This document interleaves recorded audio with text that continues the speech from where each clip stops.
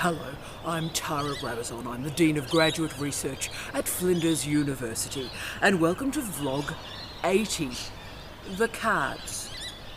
After the arduous journey that we've undertaken through the three monkeys, that is epistemology, ontology and methodology, it seems an interesting turn of events to suddenly discuss the cards.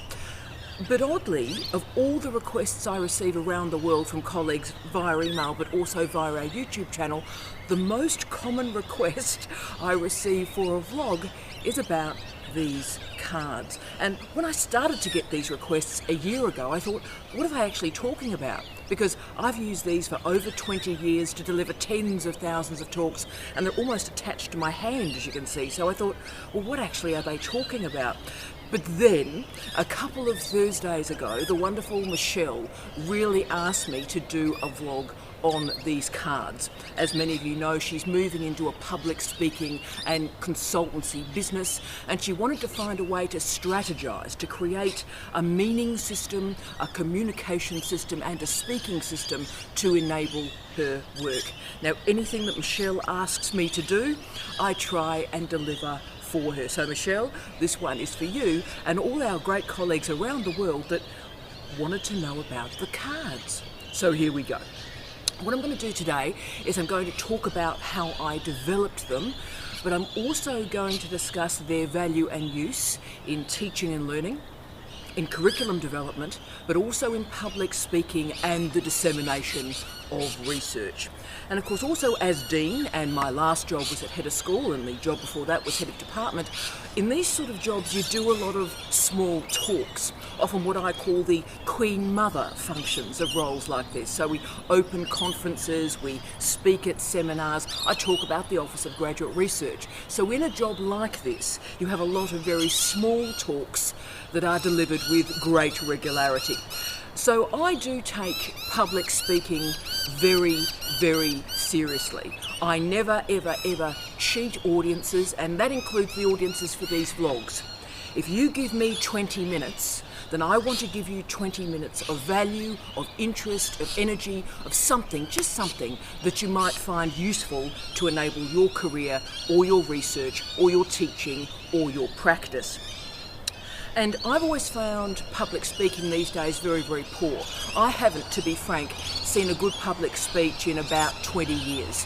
And part of it is, I think, PowerPoint determinant. I've seen far too many colleagues, thousands of them, simply rely on PowerPoint slides, like if you write a PowerPoint presentation, you've written a speech. And I think that dumbs down the best and the gift of what public speaking is and what public speaking can be.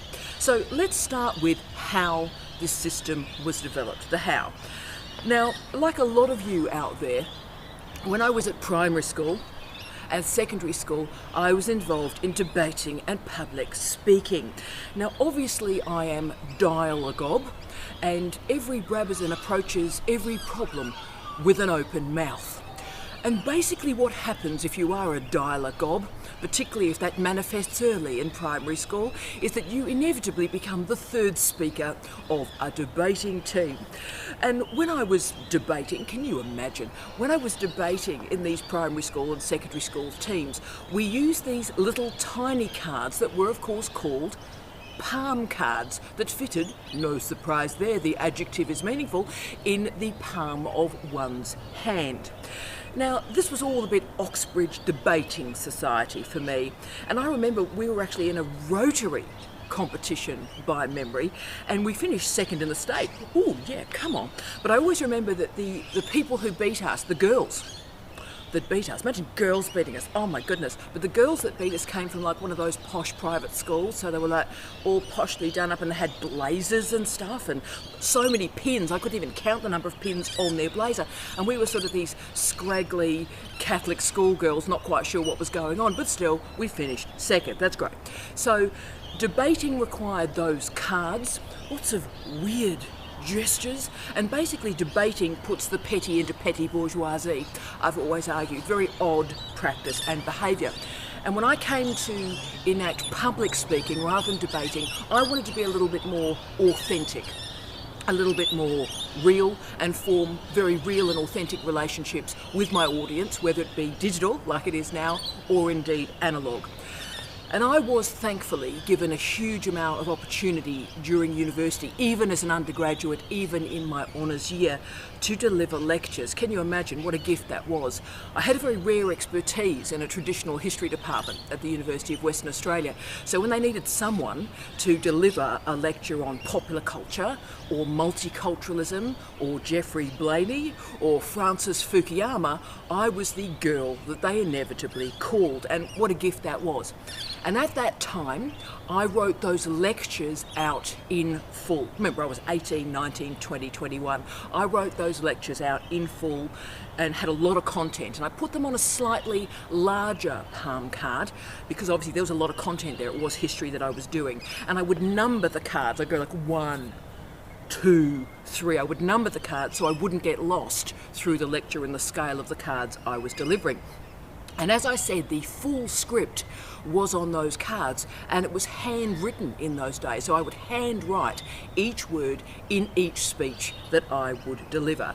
It was heavy, heavy content, and yes, I learnt that content. As I moved through my postgraduate years, my research master's degree and my PhD, I became the popular cultural expert in my history department, and then when I moved to Murdoch and did my cultural studies degree, I became the history expert in a cultural studies department. And this meant I was delivering more lectures, and like a lot of you, I didn't have a full-time job. I was doing part-time casual work, and when they needed a few lectures delivered on these topics, I would come in as the guest lecturer. So all of that's going well. That's the communication and speaking system at that time. But everything suddenly changed, and the key moment in the development of this system occurred when I got my first full-time job in Aotearoa, New Zealand, in the history department at the Vic. Now, I got this gig with 4 weeks' notice, and I would be delivering 3 lectures a week at 9 a.m. in windy Wellington to a large group of first year students, 300 plus students. I think it ended up being 303 students, and you remember that when you're doing the marking for 303 students. So these were first year students. It was a survey history course that ran from the coronation of Queen Victoria right the way through to the formulation of the big EU in 1992. I was delivering this course in 1994.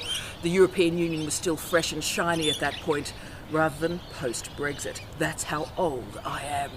So I had to write a lot of content. A lot of content goes into 39 lectures, and I also had to develop it quickly.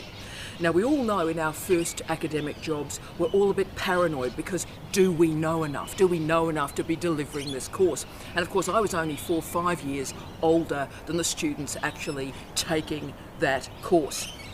So I was writing 39 lectures concurrently and at the same time, and I had to make sure therefore that everything I knew went somewhere in 39 lectures. So I was writing them all at the same time to make sure I was covering the terrain. So I completed 20 of those lectures before I travelled to Wellington, and I had so much content I needed even bigger cards. And of course I was nervous. It's a new lecture, it was a new country, I didn't know a single person, and I wanted to control the content and be able to manage myself and that content in an interesting way. So I wanted to deliver a consistent, strong lecture 3 times a week. So how was I going to do that? So what I did was I got these bloody big cards. When in doubt, get something bigger. It's worked in the rest of my life, and therefore I developed these really, really large cards, the biggest index cards that they actually make. And I wrote each lecture. At this point I was using a computer, and I worked out that 20 pages of typed script was 45 minutes. So I kept aiming for 20 pages, and then I would literally analog cut out the script and paste it onto each of these cards. So it was cut and paste, but in an analog way. And I would make each bit of the card fit, so the text fits on the card, go to the next card, go to the next card, until the full 20 pages had been stuck onto these cards, and then I would move to the next lecture. So we've got the cards, we've got the stuff on the cards. But how do I attach them together? Because all of a sudden I was having to move 20 lectures from Perth in Western Australia right the way through to Wellington in New Zealand. So how was I going to do that without all the cards just going bonkers? And the answer is, of course, this ring, which was available in haberdashery shops. No idea, maybe the crafty men and women can tell me what exactly craft people do with this ring. But I went, oh look, well let's use that to transport the cards. Let's put a little hole inside of the card and put the ring in, and that'll hold them together. Probably the most brilliant thing I ever did. I simply decided to do that to hold them together for transport. But as I found out, I was about to take the ring out as I was going to deliver the lectures in Wellington, and all of a sudden I discovered actually it allowed a greater flow and synergy of the cards if I kept the ring in. So the advantage of this new system for me was pretty clear, because I was mobile. I have never, and I will never, lecture behind a lectern. For me, that's static, that's boring, that's dull. The point of education, the point of lectures, the point of tutorials is movement, the movement of ideas. So why would your body be stable if you're trying to move people's thinking? And also, when I teach, I use a lot of objects, digital and analog, music, all sorts of stuff in my teaching that I move around. So these cards allow me to be mobile. It's important because as you deliver international speeches, for example, if you do your consultancies, Michelle, you need to be able to put these cards in a handbag or a briefcase and get on your way. So it holds your entire portfolio together quickly, easily and cheaply. And also it means I never stress. I'm doing a keynote. The entirety of the keynote is on these cards. No worries, I can simply arrive with a handbag and deliver, and that's fantastic.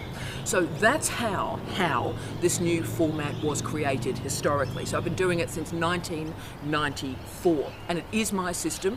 I did develop it, and it's yours if you want to use it. But let's now talk about what's actually on these cards, which I know is of interest to Michelle as well.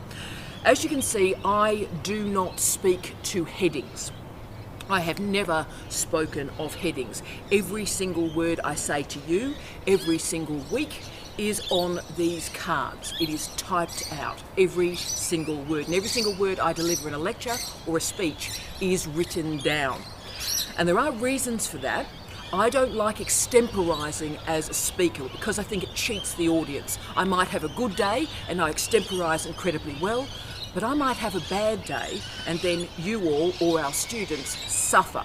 So I'm after and interested in consistency of delivery and consistency of content. So I treat these gigs, these vlogs very, very seriously.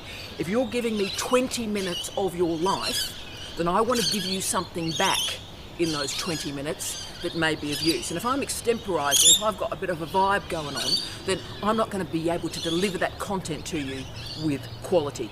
So what I do is I place plenty of text on these cards and then I learn these cards. Because if I didn't learn the content, I would be at the video, but I wouldn't be looking at you because I'd be looking down, reading the next bit of script, and that's very, very dull. So I don't use an auto cue. There's no auto cue here. This is coming from my memory because I've spent the time to learn the content on the cards. So I spend between 10 and 12 hours every single week learning all the speeches that I have to do. So every week I learn a vlog for all of you. Every week I'm learning 3 or 4 short talks that I'm delivering for Flinders colleagues, and often I have very large keynotes. So some weeks I'm learning 8-9 talks in a given week. But I can't spend the time like I used to when I was an early career academic, when I was a lecturer. When I was a lecturer, I was able to spend a few hours every day actually sitting and enjoying and learning material. I'd find 4 or 5 hours on the weekend that I'd be able to learn the lectures. These days, that's not possible for me. I have a full-time dean job, and that takes all my time. Any extra time early in the morning and on the weekends, I spend on my writing. So when precisely am I learning all these talks?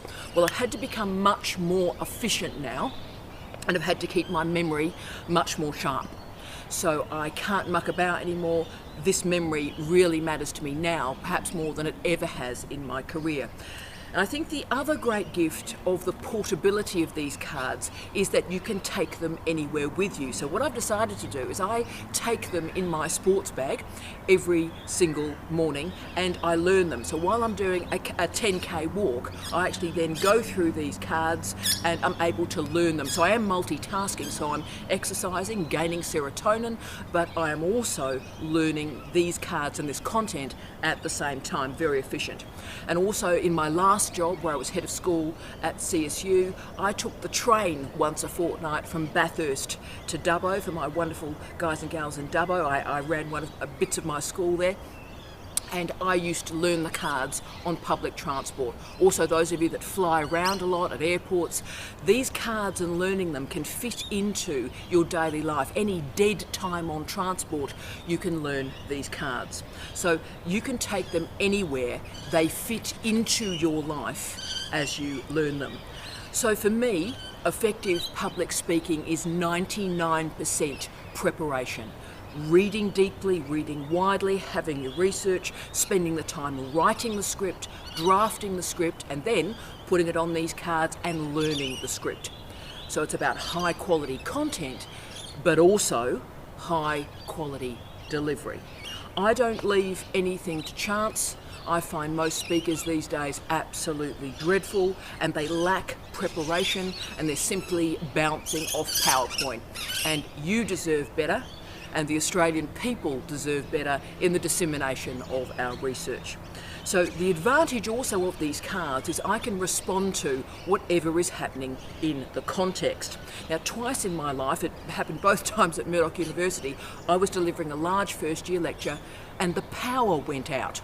So after we did the Ocky health and safety, getting everybody out of the building as quickly as possible, I was able to continue to deliver the lecture in the quadrangle and also on the field of Murdoch University, because I don't need power, I just need the cards, and I got a big voice, and so we were able to deliver the analogue lecture. So the advantage of analogue speeches such as this is that I'm never technologically dependent. I have control on the event and of the event wherever I may be, and that's why I've pulled the camera out today and I'm sharing the beautiful view from Flinders University with you and with our international audience. It is a very beautiful place, and yes, that is the ocean behind us. It is a lot like Simon Fraser. Beautiful. So as you can see, these cards are a communication system. They are a speaking system, and they save me a lot of time. If you're delivering, for example, lectures, you can store them for future use. So if you are delivering for 10 years a lecture series, then you can update your material every year, but the core lecture is available for you to use each year, so it's very efficient. They're also portable, they are incredibly mobile, and they can fit into your other responsibilities. So you can learn and engage with the content in a way that suits you. Now, the final point I want to make, which I know interested Michelle, was how the text actually appears on the cards. Now, I don't write sentences. You notice there is no block of text here at all. I use the tab function a great deal. So what happens is I place down a phrase or a clause or half a sentence on one particular line, and then the remainder of the sentence trails as each of them are tabbed in. So the reason why I do that is I also highlight a bit of text, and my memory's good enough that once I see that bit of highlighted text, I remember the rest of the sentence. So it means I can then look down, as I just did there, to the next highlighted point and go on and on and on. So how I present the content on these cards also enables my delivery, my phrasing, and my breathing. So it really is an integrated system. So Michelle, I really hope this talk today has helped you. As you can see, this is my system, developed organically by me and for me. And it came from desperation to develop a strategy that would work for me in a very intense and intensive teaching experience, in a new place, in a new university, and a new experience. So I've delivered tens of thousands of talks this way, delivered via these cards. And really, how simple is it? Few cards, bit of paper, highlighter pen, and yes, the magic ring. So I wish you very well every happiness in developing your own system. It may be something you can use here, but it is good for you to reflect upon and think about how you deliver ideas and what sort of props and methods and strategies you use to convey your research to the world. So I hope that this type of system can enable your best self, but also your best speeches. I wish you love, light and peace from beautiful Flinders University. Tea out.